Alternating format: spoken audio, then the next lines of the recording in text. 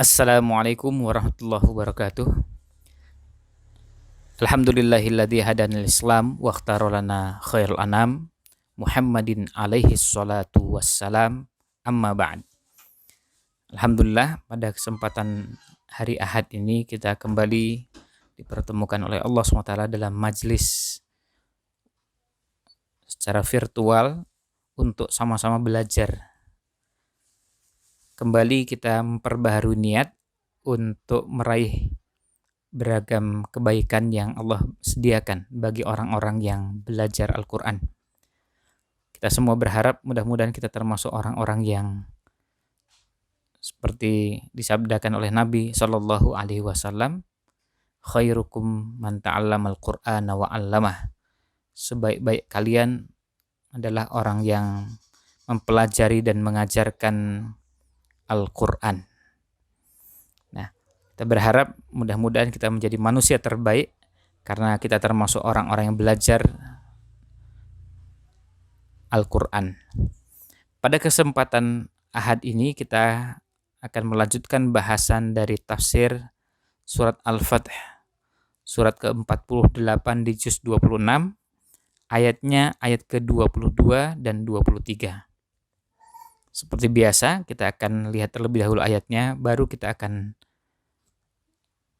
melihat terjemahnya, kemudian kita pelajari kandungannya.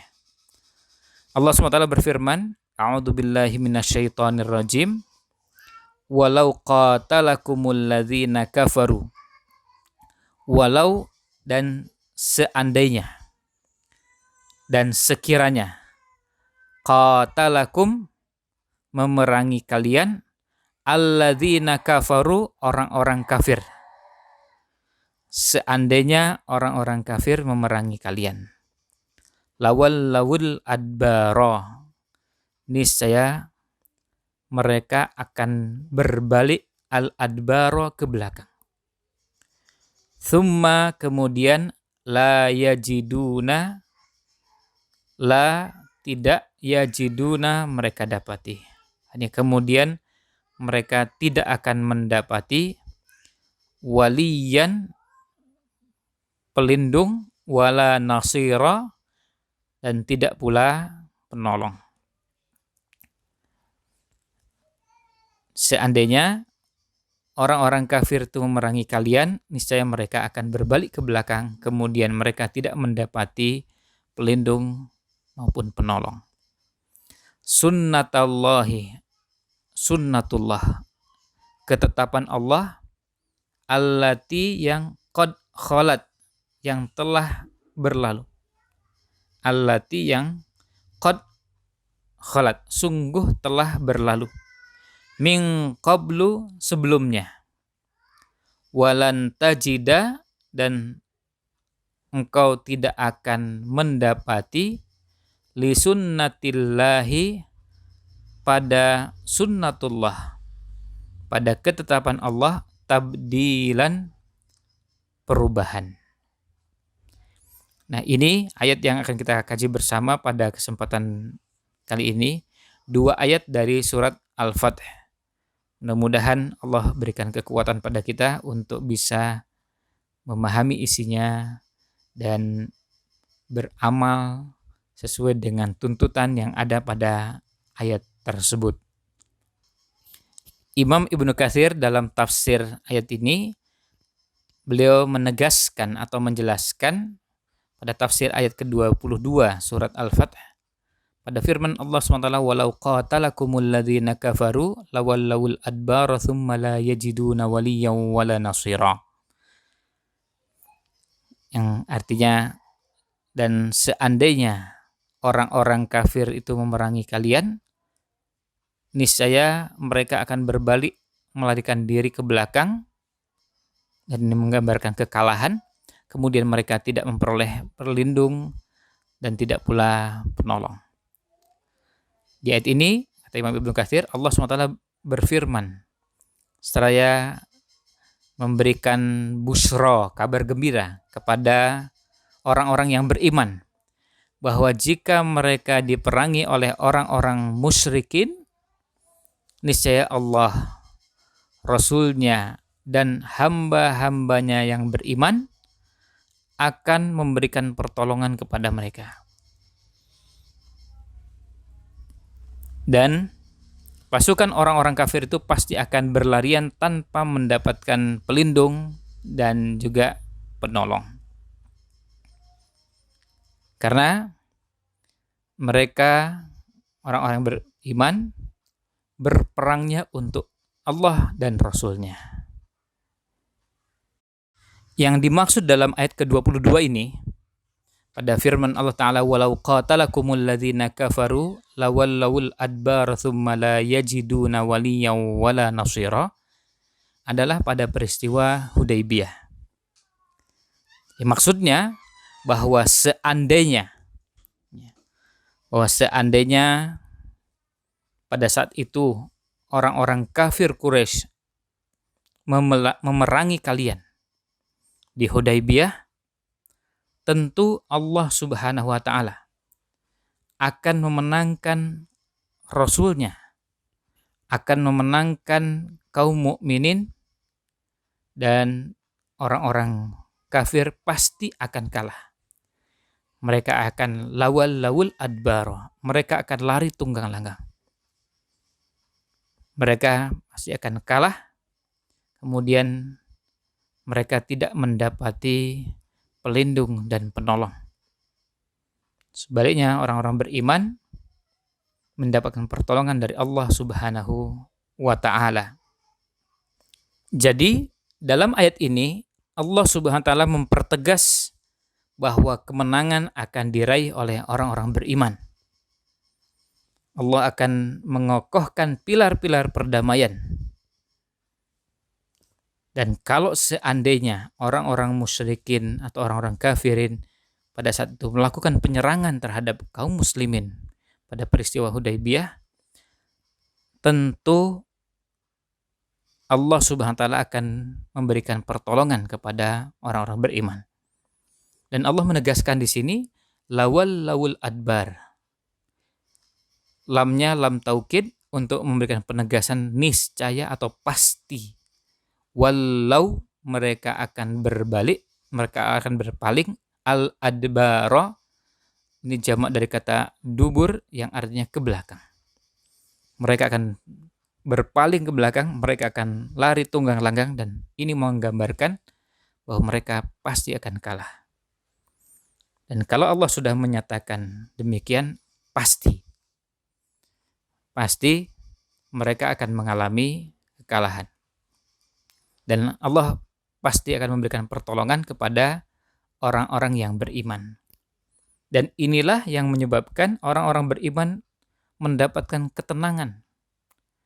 Karena mereka mendapatkan jaminan dari Allah Subhanahu wa Ta'ala bahwa mereka akan mendapatkan pertolongan. Inilah yang berkaitan dengan surat Al-Fath ini, bahwa peperangan, kemenangan itu semuanya di tangan Allah Subhanahu wa Ta'ala. Dan seperti yang kita ketahui bersama, ketika Allah menegaskan bahwa kekuasaan kalau Allah berikan kepada seseorang, tapi juga Allah sanggup bukan cuma melepaskan, bahkan mencabut. Qulillahumma malikal mulk tu'til mulka man tasya. Tetapi lanjutnya wa tanzi'u. Tanzi'u itu artinya mencabut. Wa tanzi'ul mulka mimman tasya. Dan Allah sanggup mencabut kekuasaan itu dari siapapun yang Allah kehendaki. Jadi bagi Allah sangat mudah, ya. Dan tidak ada yang sulit bagi Allah SWT untuk menjadikan sekelompok orang menjadi pemenang dan sekelompok orang yang lain menjadi orang-orang yang kalah. Nah, yang penting bagi kita, bagi orang-orang beriman adalah bagaimana caranya agar sebab-sebab datangnya pertolongan Allah SWT itu kita upayakan. Sehingga peluang untuk datangnya pertolongan Allah SWT menjadi sangat besar. Inilah yang kita upayakan. Ini yang kita upayakan. Bagaimana caranya agar pertolongan Allah SWT bisa datang. Dan bagi kita, karena kita yakin pertolongan itu datangnya dari Allah SWT, kita mencari sebab-sebab itu. Agar kita layak untuk ditolong oleh Allah SWT. Maka sepanjang sejarah, setiap upaya untuk bisa mendatangkan pertolongan Allah SWT, baik dengan melakukan ketaatan, menjauhi kemaksiatan, melakukan segala bentuk-bentuk yang bisa mewujudkan tauhid, menjauhi segala bentuk kesyirikan, kemudian menjauhi kemaksiatan, menguatkan ketaatan, dan semua yang bisa mendatangkan pertolongan Allah SWT diupayakan sebisa mungkin. Karena kalau sudah layak mendapatkan pertolongan Allah, maka kita tidak perlu khawatir. Karena semuanya isinya kebaikan. Baik berisi kemenangan atau kematian. Semuanya berisi kebaikan. Dan ini hanya bisa diperoleh oleh orang beriman. Inilah salah satu keunggulan atau keistimewaan, kelebihan yang dimiliki oleh kaum muslimin. Dengan cara ini, kaum muslimin bisa mendapatkan kebaikan. Karena keimanannya semuanya menjadi kebaikan. Sebaliknya, seandainya orang kafir melakukan hal tersebut, tidak berisi kebaikan karena kosongnya nilai keimanan. Dan inilah sebabnya kenapa kita perlu memperkuat. Selain memperkuat keimanan, juga memperkuat semua sebab-sebab yang bisa mendatangkan pertolongan Allah Subhanahu wa taala. Mengingatkan umat. Sebelum itu tentunya mengingatkan diri kita sendiri untuk bagaimana nilai-nilai tauhid dikuatkan. Nilai-nilai kesyirikan dijauhi. Segala bentuk ketaatan sebisa mungkin dilengkapi, disempurnakan, dan segala bentuk kemaksiatan dijauhi sejauh-jauhnya.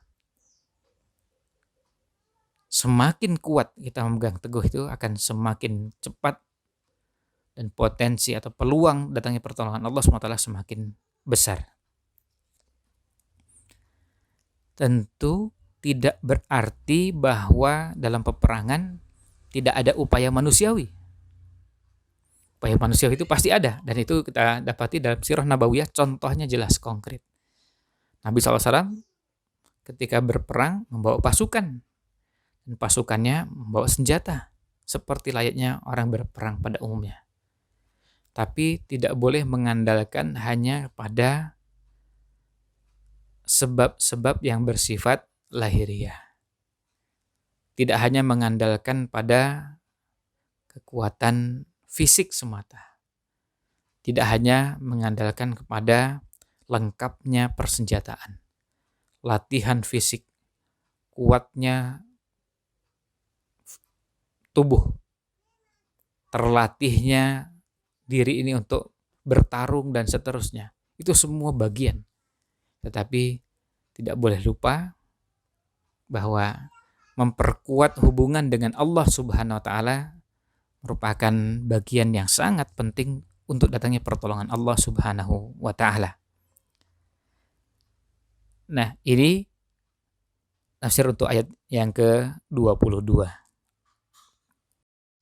Selanjutnya di ayat ke-23 Allah Subhanahu wa taala berfirman, "Sunnatullahi allati qad khalat min qablu walan tajida li sunnatillahi tabdila." Sunnatullah, ketetapan Allah, sunnatullah, allati yang qad sungguh khalat telah berlalu, min qablu sebelumnya, sudah berlalu seperti itu sunnatullahnya.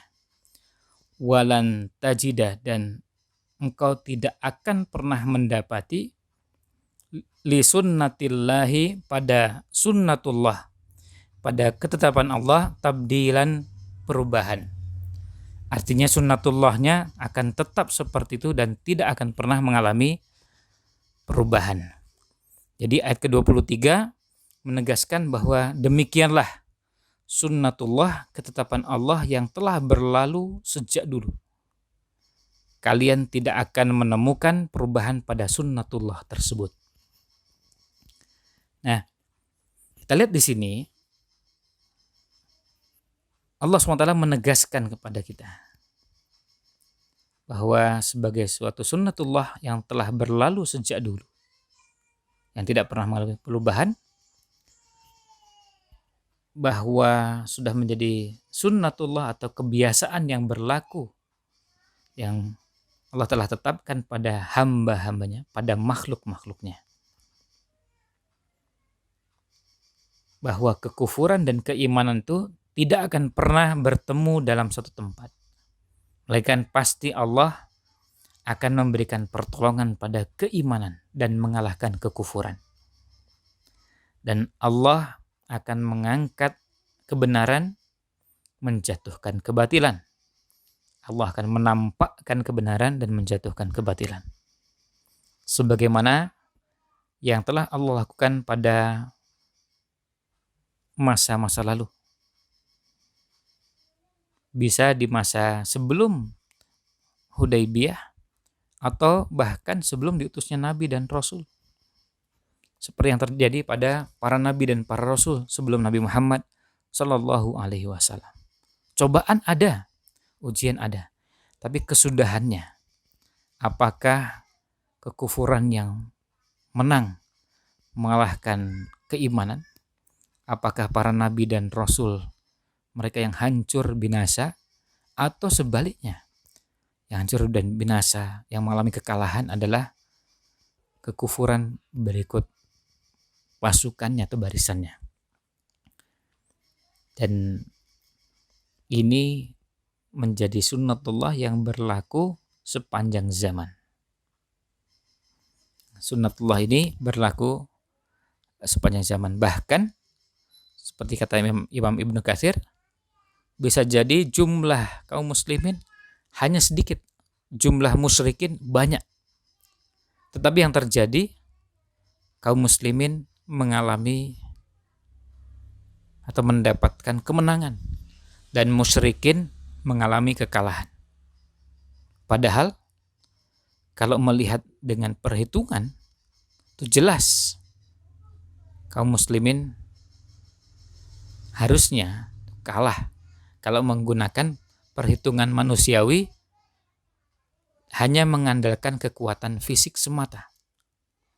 Berapa banyak pertarungan atau perangan yang terjadi, kaum muslimin sudah jumlahnya sedikit, ditambah lagi perlengkapannya yang tidak memadai, kemudian pengalaman perang juga tidak sebanyak musuh-musuh, tetapi kemenangan diraih oleh kaum mukminin.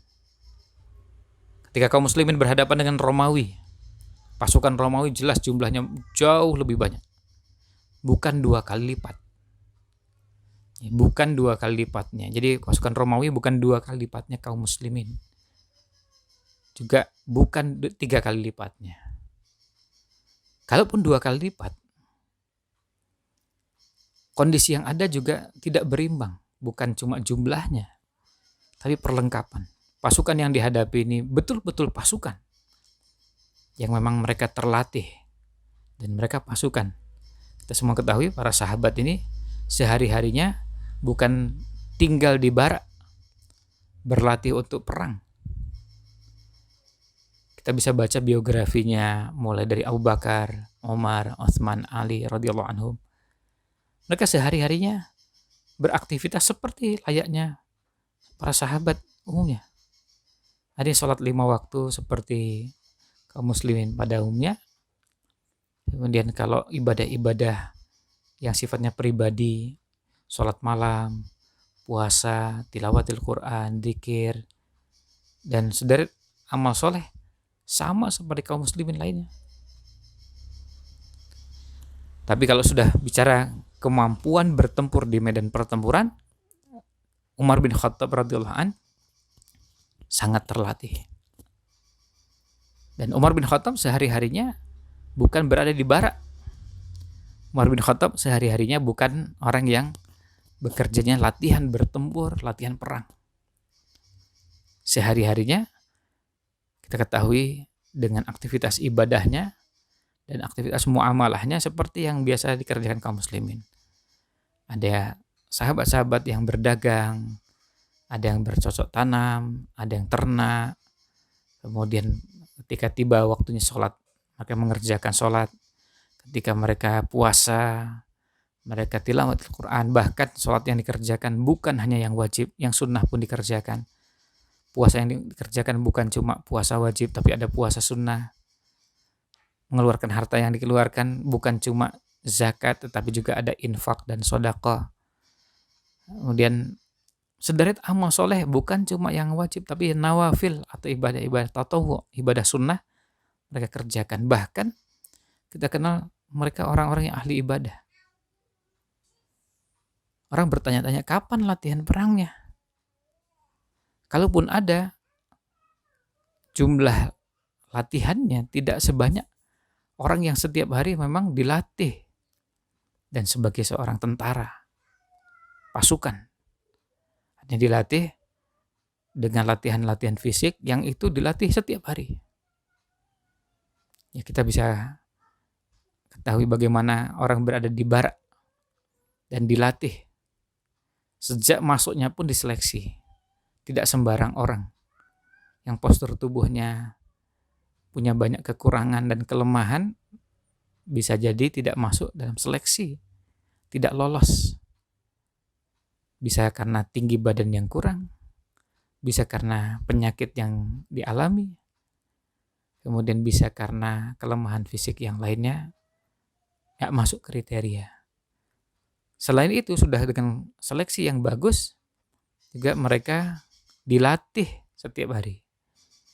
Mereka dikenalkan bagaimana bertempur, bagaimana mereka berhadapan dengan musuh.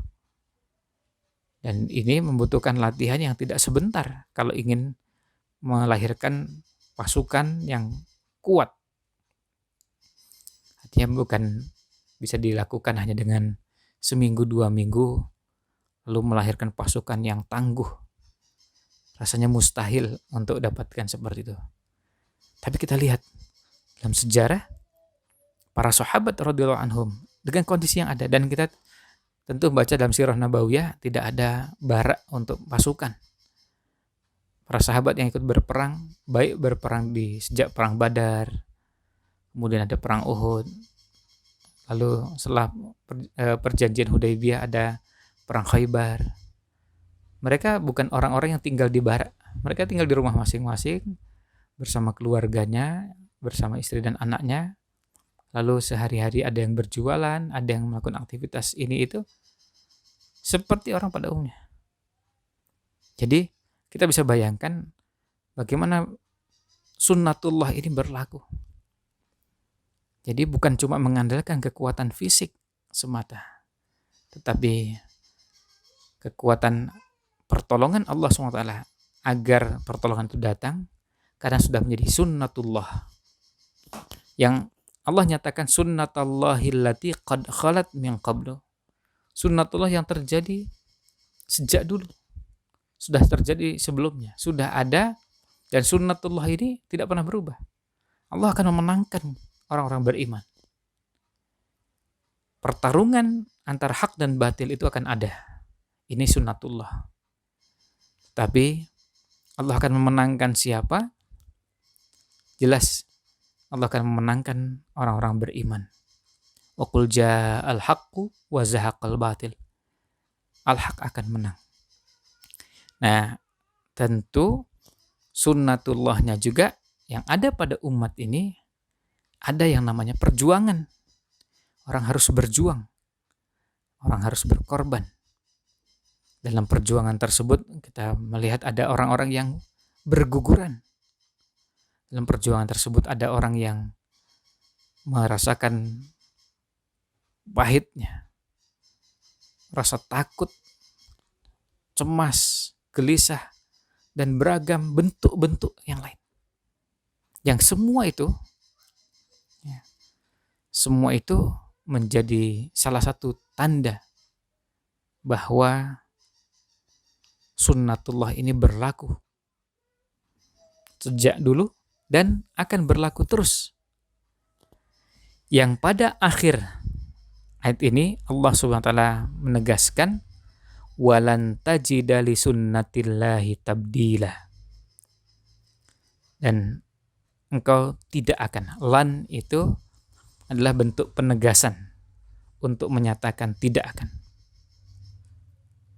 Selain sunnatullah. Karena di bagian awal ketika disebutkan sunnatullah yang dia merupakan masdar, ini adalah penegasan. Yang seandainya kalimat itu dituliskan secara lengkap, ya bisa kira-kira sannallahu sunnata. Jadi atau sannallahu dzalika sunnatan. Allah menegaskan hal itu sebagai sunnah, sebagai ketetapan. Jadi ini artinya sudah menjadi ketetapan dari Allah Subhanahu wa taala pasti. Dan tidak akan ada perubahan. Maka bagi kita pilihannya ketika ada pertarungan antara hak dan batil, kita berada di mana? Karena kita semua pasti tidak mengharapkan ada pertarungan. Tetapi tidak bisa dihindari. Akan ada pertarungan. Yang satu memperjuangkan hak, yang satu memperjuangkan al-batil. Yang satu berusaha untuk, misalnya, yang satu berusaha untuk melegalkan praktek-praktek penyimpangan seksual. Tapi yang satu lagi berusaha untuk menghilangkan. Karena ini merusak dan tidak mungkin didiamkan. Maka ada pertarungan. Yang satu mendukung praktek LGBT. Yang satu lagi menolak. Yang satu mendukung perzinaan. Yang satu menolak. Yang satu mendukung praktek kezaliman terhadap rakyat. Yang satu lagi menolak. Yang satu mendukung dan seterusnya. Sunnah seperti ini akan terjadi sepanjang zaman. Dengan berbagai bentuknya. Ya, tentu bentuknya itu tidak selalu antara penguasa dengan rakyat. Bisa orang dengan orang. Bisa kelompok dengan kelompok. Tetapi yang dilihat adalah substansinya. Ya, yang dilihat adalah substansinya. Karena ya, substansinya jelas bahwa sudah menjadi sunnatullah. Sunnatut tadafu ini akan ada. Sunnatullah yang namanya pertarungan antara hak dan batil. Yang penting adalah di mana kita berada. Ini yang penting. Kalau kita berada di barisan orang-orang beriman, maka bersyukurlah. Alhamdulillah, ini yang patut kita syukuri. Dan na'udzubillah kalau berada di barisan yang lain. Demikianlah ulasan yang ada pada dua ayat ini, ayat ke-22 dan 23. Mudah-mudahan ulasan ini bisa menambah keimanan dan semangat dalam diri kita, selain menambah pengetahuan.